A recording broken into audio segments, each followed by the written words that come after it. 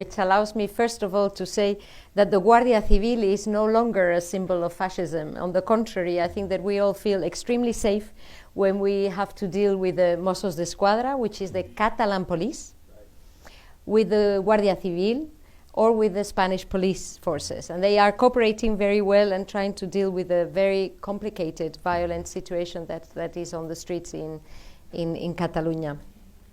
So I should start by this, because I think in this very challenging situation, they are showing a remarkable professionalism in dealing with it.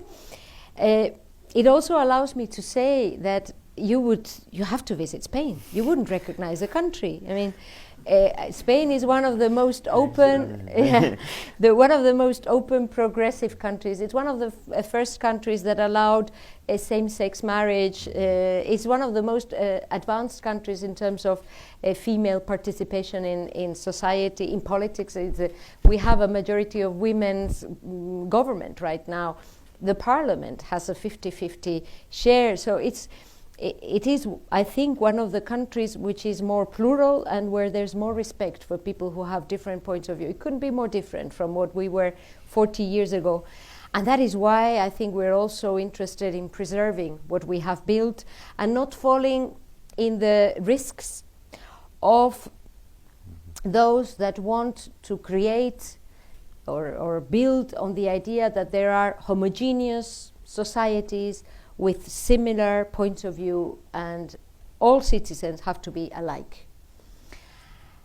This is a very personal point of view, you know, but I am very worried, or I really cannot cope with nationalism. I really cannot cope with the ideology that, on the basis of these beautiful, grandiose words I mentioned, actually is hiding the fact, in the case of Catalonia, that a minority of the population is trying to impose the view that they represent the whole of a region. And that is not a way to build a plural or to reflect the plurality of the Catalan society and the Spanish society. Now, unfortunately, due to different reasons, they have been able to drive a lot of people to believe that this was the way forward. And I really regret to see so many young persons on the streets thinking that they are I am sure they think that this is the right process, or this is good. I cannot believe they think otherwise.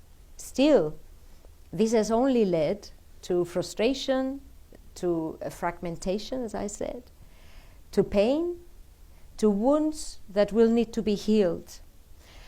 My approach to this is that when you have a fire on the street, what you need is a fireman. You don't need a pyromaniac. And this is the approach that we have had from the government for the last 16 months. We have been trying to calm down the situation, and I think we have been successful to a certain extent in bringing down the tension, trying to engage in a constructive dialogue within the law, because the Constitution, the Statute of Autonomy, the laws is the basis, the rule of law.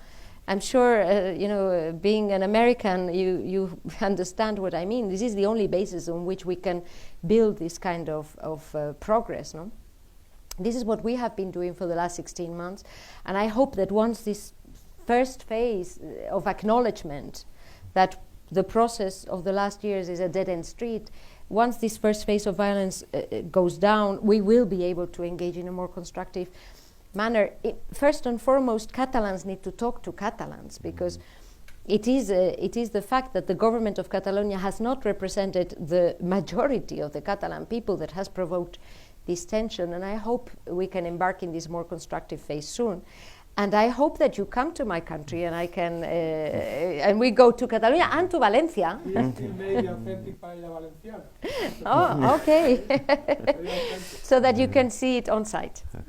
Excellent, excellent. Okay. Sir.